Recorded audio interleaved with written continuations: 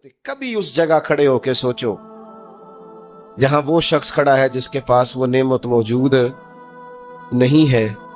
मैं गाड़ी में सफर कर रहा था, बच्चा मेरे साथ गाड़ी चला रहा था, तो दो चार देहाती लोग गाड़ी के आगे वो सड़क पे खड़े थे, तो अब समझ नहीं आ रही थी कि ये आगे की तरफ जाना चाह रहे हैं कि पीछे की तरफ आना चाह रहे हैं। तो उस बच्चे ने सख्त लफ्ज कहे कि यार हद हो गई है, लोगों को सड़क क्रॉस करने की भी अकल नहीं। मैंने कहा पुत्र ये मकाम शुक्र था, मैंने बसों पे सफर किया है, मुझे इसकी तकलीफ का पता है। आपके नीचे गाड़ी है और आपको सिर्फ 2 मिनट रुकना है कि ये गुजर जाएं और आप इसी पर ही परेशान हैं। आप उनको गुजर जाने दें, आप ब्रेक लगा लें, ये आगे जाएंगे पीछे जाए, टाइम दें, कदर करें। अगर अल्लाह ने नेमत दी है उसे जाती हक ना समझें। एक तो नाकदरी जवाले नेमत का बायस बनती है, फिर नाशुक्री, जब लोग शुक्र नहीं ना करते फिर नेमतें चली जाती है। ला इन शकरतुम लाज़ीदन्नकुम, अगर तुम शुक्र करोगे तो मैं नेमतों में इजाफा कर दूं। और रब फरमाता है वाला इन कफरतुम इन्न अज़ाबी लशदीद, अगर तुमने कुफराने नेमत किया तो मेरा अजाब भी बड़ा सख्त है। तो इस अजाब का एक माना ये भी उलमा ने किया है कि वो नेमत तुमसे चली जाएगी अगर शुक्र नहीं करो। कुफराने नेमत करोगे, नाशुक्री करोगे, वो नेमत रुखसत हो जाएगी। बहुत सारे लोग हैं कदर ही नहीं करते। जहां भी आप हैं, जिस मकाम पर भी हैं, जहां भी हैं, आपका सीना हर वक्त चौड़ा होना चाहिए। मैं अपने दोस्तों को समझाने के लिए कहा करता हूं कि मैं नाज से कहता हूं जिस तरह के उस्ताद मुझे मिले हैं दुनिया में किसी को नहीं मिले, और जिस तरह के माँ बाप मुझे मिले हैं मेरा ख्याल है शायद किसी को ना मिले हो। और फिर उसके बाद जिस तरह के दोस्त, शागिर्द, मुरीद, प्यार करने वाले, कि देखो ना दोस्तों को जगह नहीं मिली, खड़े हैं यहाँ पे। तो मैं फिर कभी कभी नाज से कहा करता हूं खुदा जाने बुलंदी है कि पस्ती, पर जहां मैं हूं वहां कोई नहीं है। आप जहां हैं, जिस मकाम पर हैं, आपकी तबीयत शुक्र के अंदर ढली हुई हो। एक हमारे यहाँ बच्चा पढ़ा करता था, तो अच्छे खाते पीते घर का था, तो हर वक्त की लड़ाई, फलानी चीज नहीं मिली, फलानी चीज नहीं मिली, हर वक्त का रट्टा। तो मदरसे में बच्चे काम लगे हुए थे, तो हमारी मस्जिद की ना, छोटी मस्जिद की खिड़कियों से मदरसा नजर आता है। मैंने उसे कहा पुत्र वो देख जरा क्या होने लगा। तो मजदूर ने पोना खोला, दोपहर का टाइम था, फिर उसने हाथ धोए, पोना खोला, पानी रखा, फिर वो छोटा सा तोड़ा था सीमेंट वाला, वो बिछा के उस पर वो बैठ गया। फिर उसने जब वो खोला ना पोना, तो उसमें से जो रोटी थी वो काफी सारी, वो अचार वगैरह सालन, वो कुछ पोने को भी लग गया था। फिर उसने जिस शौक से बिस्मिल्लाह पढ़ी है ना, और जिस मजे से रोटी खाई है ना उसने, और फिर उसे उसका तलफ्फुज नहीं ठीक होगा, पर लफ्ज तासीर से बनते हैं, तलफ्फुज से नहीं। हो सकता है उसे सीखने की जरूरत हो, लेकिन उसने जब वो खा के हाथ उठाए ना, और कपड़े सारे मजदूरी से भरे हुए, और जिस ज़ौक से उसने आसमान की तरफ देखा, मैंने कहा पुत्र इसको रिस्क खाना कहते हैं और इसको शुक्र करना कहते हैं। ये लाइन लगी हुई है खाने पीने वाली चीजों की, और मैं नहीं खानी, तो मैं नहीं खानी, तो ये मेरी पसंद की नहीं है, तो ये मेरे अब्बा जी कहा करते थे भुख लगी होवे ते हर शय दा स्वाद है, ते ना लगी होवे ते मुड़ नखरे नखरे ने। ना कदरी और ना शुक्री ये जवाले नेमत का बायस बनती। कभी ना शुक्री ना करे, जो चीज है उस पर खुदा का ढेरों ढेर शुक्र अदा करें, और हर हाल में शुक्र अदा करें। कहे मालिक ने जो मुझे दिया है करम ही हो गया, जो अल्लाह ने मुझे अता की है उस पर उसकी रहमत हो गई, फजल हो गया। हुजूर अलैहिस्सलाम ने फरमाया 70,000 लोग होंगे जिन्हें रब हिसाब के बगैर जन्नत अता कर दे। फरिश्ते भी हैरान होके पूछेंगे ओ तुम कौन हो, कोई हिसाब किताब ही नहीं हुआ। वो कहेंगे हम वो हैं जो हर हाल में अपने रब का शुक्र अदा करते। दरख्त को फल लग जाए तो टहनियां झुक जाती हैं, और झुकने का मतलब ये होता है कि फल लगा हुआ है। और अगर दरख्त खड़ा हो, टहनियां भी खड़ी हो, अकड़ी हुई हो, तो उसका मतलब ये है कि फल कोई नहीं। जो बंदा आपको झुका हुआ मिले ना, आजिज़ी करता मिले, समझो फलदार है। लेकिन अगर तकब्बुर नजर आए माज़अल्लाह, तो फिर इसका माना ये है कि इसने अपने आप को फलदार नहीं समझ। कारून हजरत मूसा अलैहिस्सलाम के जमाने का मालदार है, लोग रश्क करते थे उसके पैसों पर, और ऐसा मालदार के जिसके खजानों की चाबियां ऊंट उठाया करते थे, पैसा ही पैसा। हजरत मूसा अलैहिस्सलाम ने कहा ज़कात दो, कहने लगा अब आपने माज़अल्लाह पैसे भी लेने शुरू कर दी। ये बड़ा मसला होता है ना बाज लोगों को, تو بہت سارے لوگ اس کے آنے جانے پر رشک کرتے تھے، لیکن پھر تکبر کیا نا اس نے، نعمت پر شکر کی بجائے تکبر کیا نا، تو اللہ نے زمین کو حکم دیا، رب کریم نے اسے زمین میں مال اور خزانے سمیت دھسا دیا، زمین میں غرق ہو گیا۔ کیوں؟ کہ اللہ کی نعمت میں متکبر ہے۔ جس سے نعمتیں چلی جاتی ہیں وہ تکبر ہے۔ تکبر صرف ایک ذات کو زیبا ہے، متکبر صرف ایک ہے، وہ اللہ ہے۔ اللہ کی شان ہے کہ وہ متکبر ہے۔ پڑھا نا سورہ حشر میں اس کا ایک صفاتی نام یہ ہے کہ وہ، کیوں؟ اس لیے کہ اس سے بڑا ہی کوئی نہیں، سارے چھوٹے ہیں تو وہ اکبر ہے۔ تو ہم سے تو بڑے ہی بڑے ہیں نا، بلکہ میرے جیسے بندے سے تو سارے بڑے ہیں نا۔ اب کرنا کیا ہے؟ عاجزی۔ نعمتیں ملے تو بندے میں عاجزی آئے۔ وہ یہ نہ کہتا پھر شکر ہے جی اللہ کا بڑا فضل ہے جی، 300 بندے کو رمضان میں راشن بانٹتا ہوں، شکر ہے اللہ کا جی، غریبوں کی مدد کرتا ہوں، میں نے جی ساری زندگی بہن بھائیوں کا بڑا، یہ شکر نہیں کر رہے آپ، یہ آپ بڑھوتری بیان کر رہے ہیں، تکبر نہیں۔ ڈھیر سارے لوگ ہیں جن کے پاس پیسہ آیا رویہ بدل گیا، اقتدار آیا رویہ بدل گیا، 4 دن تازگی آئی رویہ بدل گیا، حالات بدل گئے۔ اگر آپ ناراض نہ ہوں تو جب تک دکھ تھے تسبیح بھی چل رہی تھی، جب تک تکلیف تھی سجدے بھی ہو رہے تھے، آسانی ہوئی ہے تو سب بھول گئے، یاد ہی نہیں رہا۔ میرے عزیزو یاد رکھنا کہ تکبر نہیں، اللہ کی نعمت پر کبھی تکبر نہیں، ہمیشہ عاجزی، جھک جانا۔ اور یار روب اور دبدبا تو حضرت عمر کا تھا نا، 24 لاکھ مربع میل پہ حکومت تھی، دنیا ڈرتی تھی، امن تھا، عمر ہوتی تھی دنیا میں، اور عمر باغ میں کھڑے ہو کے کہتے تھے اچھا خطاب کا بیٹا اور امیر المومنین، اچھا اب تو امیر بن گیا ہے، یاد رکھنا، خود اپنے آپ سے خطاب کر، یاد رکھنا صحیح سے چلنا، ورنہ قیامت میں رب کا سامنا نہیں کر سکے گا تو۔ اپنے آپ سے خود احتسابی۔ تکبر سے نعمتیں چلی جاتی، زوال نعمت ہوتا ہے۔ ایک خاتون ہے بڑی نیک، تاریخ میں گزری ہیں، تو وہ کہتی ہیں کہ میں ایک جگہ بیاہ ہی گئی، میری پہلی شادی ہوئی ایک جگہ پہ، تو دروازے پہ کوئی بھیک مانگنے والا آیا اور اس کی حالت بڑی خستہ تھی، تو میرے شوہر نے نا اسے ڈانٹ دیا۔ میں نے اپنے شوہر سے کہا اللہ کا ہم پر فضل ہے اور اس کی حالت بڑی پتلی ہے، لگتا ہے کئی دنوں سے روٹی نہیں کھائی، تو 4 پیسے دے دے تو حرج کیا ہے؟ کہنے لگا قطن نہیں، میں نے منع کر دیا تو ختم ہوگی بات۔ تو بی بی کہتی ہے میرے پاس اپنے ذاتی پیسے بھی پڑے ہوئے تھے جو میکے کی طرف سے مجھے ملے تھے، تو ذرا میرا خامد سائڈ پہ ہوا تو میں نے نظر بچا کے نا اس فقیر کو 4 پیسے دے دیے، چونکہ زیادہ ہی اس کی حالت بگڑی ہوئی تھی۔ تو کہتی میں پیچھے پلٹی تو شوہر پیچھے کھڑا تھا، اس جرم میں کہ میں نے ایک فقیر کو بغیر اجازت پیسے دیے، اس نے مجھے طلاق دے دی۔ کہتی ہیں بڑی تکلیف میں تھی اور اپنے دل میں سوچتی تھی مالک میں نے تو تیرا بندہ جان کے اس کی مدد کی ہے اور مجھے یہ سزا ملی ہے۔ فرماتی ہیں عدت گزر گئی، میرا والد پریشان تھا، پھر ایک رشتہ آیا، میرا نکاح ہو گیا، لیکن اللہ نے مجھے اتنا اچھا شوہر دیا، اتنا نیک شوہر دیا، اتنا کمال آدمی۔ فَإِنَّ مَعَ الْعُسْرِ يُسْرًا إِنَّ مَعَ الْعُسْرِ يُسْرًا، مشکل کے بعد اللہ آسانی دیتا ہے۔ کمال شوہر اللہ نے مجھے دیا، نیک، صالح، محبت کرنے والا۔ فرماتی ہیں اسی طرح میں ایک دن اپنے شوہر کے ساتھ بیٹھی تھی، دروازے پہ دستک ہوئی تو میں شوق میں اٹھی، اپنے شوہر سے کہا میں دے کے آؤں فقیر کو؟ کہنے لگا جتنا مرضی دے دو۔ کہتے ہیں دروازے پہ گئی تو میری چیخ نکل گئی، اس لیے کہ دروازے پہ جو مانگنے آیا وہ میرا پہلا شوہر تھا۔ بے پرواہی ویک سجن دی جتھے کسے دی پیش نہ جاوے، انہیں مالاں والے در در رولے تے منگتے ہیں تخت بٹھاوے، اوے سجنا ہو کسے نو کارا مل دئی، کوئی کعبے ہو خالی آوے۔ وہ میرا پہلا شوہر دروازے پہ، وہ بھی تڑپ گیا۔ کل تک تکبر تھا، غرور تھا کہ ہم مالدار ہیں، ہم کسی غریب کو کیا دیں، لیکن آج یہ حال ہے کہ وہ خود دروازہ بھیک مانگ رہا تھا۔ نہ قدری، نہ شکری، تکبر یہ زوال نعمت کا باعث بنتا ہے، انسان کے پاس سے نعمت رخصت ہونے لگ جاتی ہے۔ ایک چوتھی بات جو زوال نعمت کا باعث بنتی ہے وہ یہ ہوتی ہے کہ اللہ کی نعمت کو صرف اپنا حق سمجھ لینا۔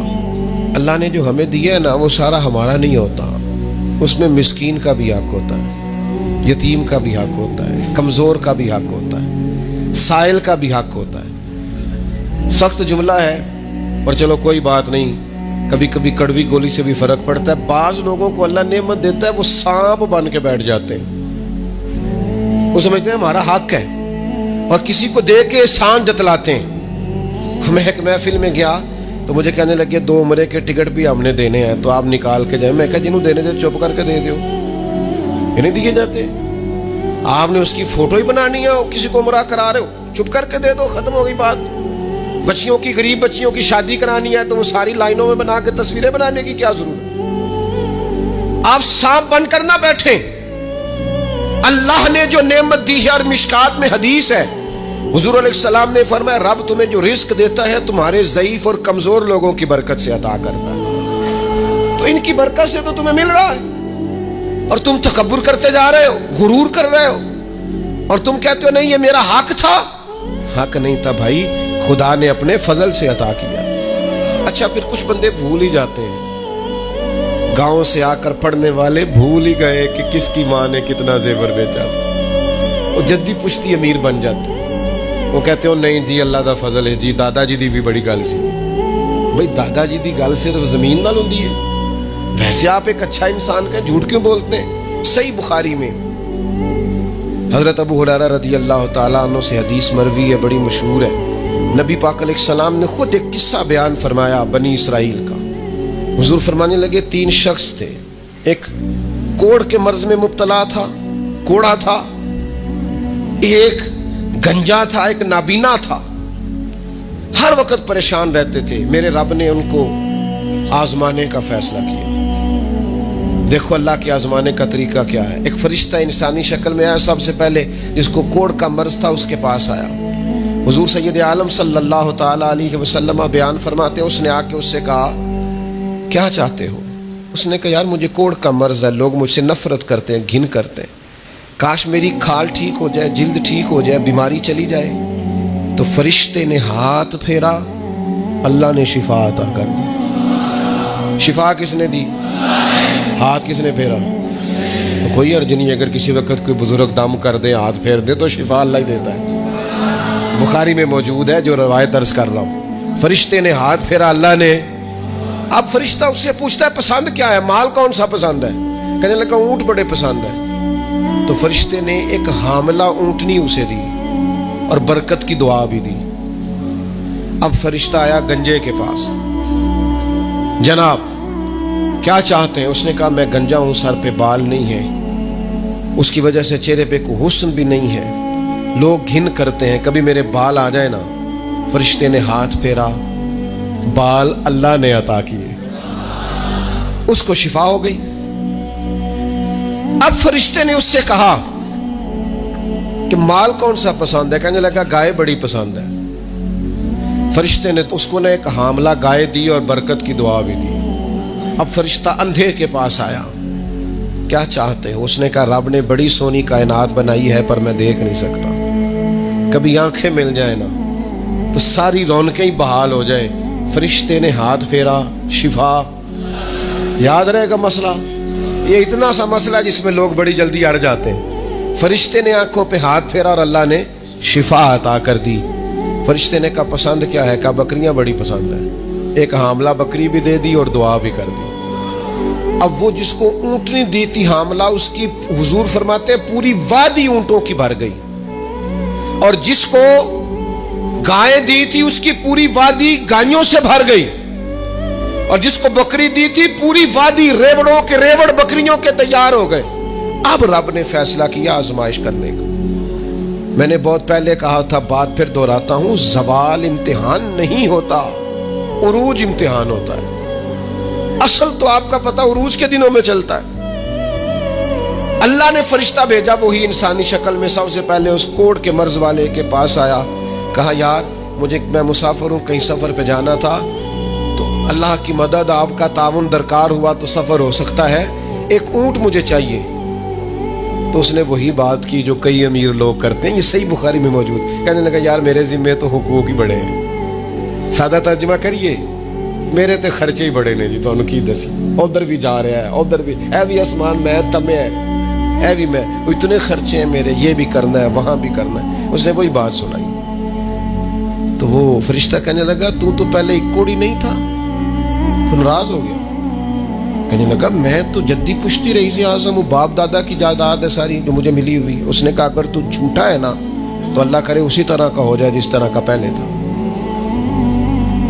اب وہ آیا گنجے کے پاس، اس سے کہا مسافر ہوں، سفر پہ جانا ہے، اللہ مدد کرے، آپ تعاون کریں تو سفر آسان ہو سکتا ہے، مجھے ایک گائے چاہیے، اگر آپ دے دیں تو۔ وہ کہنے لگا میرے تو ذمہ حقوق ہی بڑے ہیں۔ اس نے کہا یار تو پہلے گنجا نہیں تھا، بیمار نہیں تھا، کچھ بھی نہیں تھا، بھوک تھی۔ کہنے لگا خبردار، میں تو جدی پشتی رہی سے آدم ہوں، باپ دادا سے امیر ہوں۔ اس نے کہا اچھا اگر تو جھوٹا ہے تو ویسا ہی ہو جائے جیسا پہلے۔ اب وہ آیا نابینا کے پاس، اس نے آ کے کہا مسافر ہوں، سفر پہ جانا ہے، اللہ مدد کرے، آپ تعاون کریں تو سفر آسان ہوگا، مجھے ایک بکری چاہیے اللہ کے نام پر۔ تو وہ اندھا کہنے لگا رب کے نام پر تو نے لینی ہے تو ایک کیوں لیتا ہے، جتنی چاہیے لے لے۔ اور میں تو پہلے اندھا تھا، میں مسکین پرانا خادم، کسے در ملی نہ ڈوئی، تے واصف یار نے نظر جو کی تھی، تے واصف شروع سے پڑھتے ہیں، سے ثبوت نہ پوچھو میں تو، بھلا نظر کرم کا دھوئی، اے میں جانا یا دل بر جانے، غیر نہ جانے کوئی، میں مسکین پرانا خادم، کسے در ملی نہ ڈوئی، تے واصف یار نے نظر جو کی تھی، تے واصف ہی ہوئی۔ میں تو اندھا تھا، پلے شے ہی کوئی نہیں تھی، تو کریم نے کرم کیا، جتنی تیرا دل کرے لے جا۔ تو فرشتہ کہنے لگا امتحان کے لیے آیا تھا، ایک کی بھی ضرورت نہیں، لیکن تیرے دو دوست امتحان میں ناکام ہوئے ہیں، رب ان سے ناراض ہو گیا ہے، تو کامیاب ہوا ہے اور اللہ تجھ سے راضی ہو گیا ہے۔ وہ دونوں جو تھے امتحان میں ناکام ہوئے تو نعمتیں چھن گئیں، صحت چھن گئی، پھر کوڑے، پھر گنجے ہو گئے۔ اس کو اللہ تبارک و تعالیٰ نے اور عطا کیا۔ زوال نعمت کب ہوتا ہے؟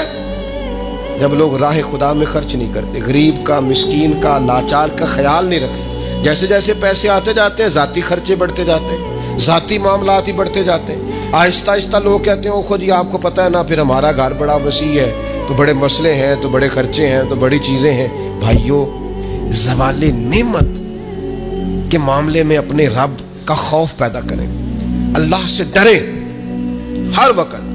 جب تک نعمتیں نہیں نہ ہوتی تو گزارا ہو جاتا ہے، اگر ملنے کے بعد چھن جائیں تو پھر تکلیف بہت زیادہ ہوتی۔ تو زوال نعمت سے بچنے کے لیے تکبر سے بچیں، ناشکری سے بچیں، ناقدری سے بچیں، اور پھر صرف اپنا حق سمجھنے سے بچیں، اسے بانٹیں، عاجزی میں رہیں، شکر میں رہیں۔ آپ محسوس کریں گے کہ لَإِن شَكَرْتُمْ لَأَزِيدَنَّكُمْ، اگر شکر ادا کرو گے تو میں نعمتوں میں اضافہ کر دوں گا، نعمتیں محفوظ بھی ہو جائیں گی، ان میں اضافہ بھی ہوگا۔ ہر وقت نبی کریم شکر ادا کرتے، ہر وقت صحابہ اور اہل بیت مقام شکر پر فائز رہتے۔ یہ مقام شکر انسان کو زوال نعمت سے بچاتا ہے۔ اپنے آپ پر غور کریں، اگر کوئی بھی نعمت موجود ہے، وہ اولاد کی صورت میں ہے، وہ صحت کی صورت میں ہے، وہ بہن بھائی، ماں باپ، دوست احباب، بیوی بچوں کی صورت میں، جو بھی انعام اللہ کے موجود ہے، اس میں کبھی تکبر کا شکار نہ ہو۔ ساری زندگی کوئی رب کی عبادت کرے، ایک سجدہ بھی معاذ اللہ کسی بت کو کر دے، پچھلی ساری عبادتیں اکارت چلی گئی، مشرک ہو جائے گا۔ ایک منٹ کی بھی ملاوٹ دین برداشت۔ سمجھوتا کیسے کر لیتے ہیں لوگ اصولوں پر؟ نہ کریں سمجھوتا، آپ ذرا کھڑے ہونا سیکھیں، آپ تھوڑا ڈٹنا سیکھیں، آپ تھوڑا اپنا مورال بلند کریں، آپ کا کوئی سٹیٹس ہونا چاہیے، کوئی معیار ہونا چاہیے۔ اپنے مقصد پر کبھی بھی کوئی سمجھوتا نہیں ہو سکتا، نہیں ہو سکتا۔ تو ایک تو اصولوں پر سمجھوتا نہیں، دوسرا دھمکیوں کی پرواہ نہیں۔ زندگی جو ہوتی ہے نا، اس نے بہرحال ختم ہونا ہوتا ہے۔ تو اگر کوئی شخص اپنے نیک، جائز اور دینی مقصد کے راستے میں دھمکیوں کی پرواہ کرنے لگ جائے، وہ خیال ہی نہ کرے کہ میں دین بیان کر رہا ہوں اور پھر دو چار باتیں پوری ہوئی نہیں اور وہ ڈر جائے، تو وہ کمزور پڑ جائے گا۔ ایک دو چار 5 منٹ کے اندر بلیک میل ہو جاتے ہیں لوگ، کوئی برداشت ہی نہیں کر پاتے، نتیجے اس کے ٹھیک نہیں نکلتے۔ یہ کام بھی کفار نے کیا۔ نبی پاک علیہ السلام نے اعلان نبوت کیا تو سلسلہ جب آگے چلا تو ایک ٹائم ایسا آیا کہ ساری برادری اکٹھی ہو کے جناب ابو طالب کے پاس آ گئے۔ یہی چچا تھے جو حضور کی ہر حوالے سے طرفداری بھی کرتے تھے، حمایت بھی کرتے تھے۔ وہ آئے، آ کے جناب ابو طالب سے کہا کہ یہاں تو آپ اپنے بھتیجے کو منع کریں، وہ ہمارے معبودوں کو برا بھلا کہہ کے ہمارے جذبات کو ٹھیس پہنچاتے ہیں معاذ اللہ۔ یا پھر آپ تیار ہو جائیں ہم سے جنگ کرنے کے لیے. اور شدید انداز میں بات کی. جناب ابو طالب نے ایک دفعہ تو ٹال دیا, وہ دوسری دفعہ پھر آ گئے, آپ سے کہا تھا پر آپ نے بات نہیں کی, آپ دیکھ لیجئے, یہاں آپ حمایت چھوڑ دیں, ہم جانے وہ جانے. اور شدید دھمکی دی انہوں نے. جناب ابو طالب اب بوڑھے تھے, اور پھر یہ کہ ساری برادری, انہوں نے نبی پاک علیہ السلام کو بلایا, سرکار تشریف لائے تو کہا بھتیجے میں نے ہر موقع پر آپ کی مکمل حمایت کی ہے, میں ساری برادری کا بوجھ نہیں اٹھا سکتا, آپ اپنے قبیلے کے ساتھ بیٹھ کے بات کر لیں. اور وہ کہہ رہے ہیں کہ یہاں تو آپ باز آ جائیں, یہاں پھر جنگ ہوگی. تو یہ میرے رسول پاک علیہ السلام کا مقصد کے لیے عزم ہے. نوجوانوں سنو اور یاد رکھو, کریم فرمانے لگے کہ ذرا لفظوں کی حرارت دیکھنا, اور جملوں کا روب دیکھنا, اور گفتگو کا ولولہ دیکھنا. کریم فرمانے لگے چچا یہ میرے سیدھے ہاتھ پر سورج لا کے رکھیں اور دوسرے پر چاند لا کے رکھیں تو دین کی تبلیغ پھر بھی نہیں چھوڑوں گا, کہتا رہوں گا لا الہ الا اللہ.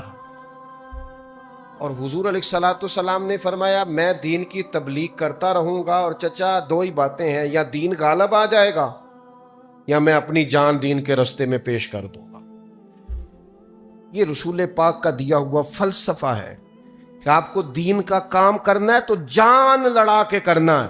یہ شہادت کا ہے الفت میں قدم رکھنا. لوگ آسان سمجھتے ہیں مسلمان ہونا, آپ کو پھر پوری مشقت کے ساتھ زخم پہ زخم کھا کے جی خونے جگر کے گھونٹ پی, آہ نہ کر لبوں کو سی. یہ عشق ہے, کوئی دل لگی نہیں. چپ کر کوئی گلہ نہ کرنا, شکوہ نہ کرنا, کسی قسم کا لفظ زبان پہ اعتراض کا نہ لانا, یہ عشق ہے. کوئی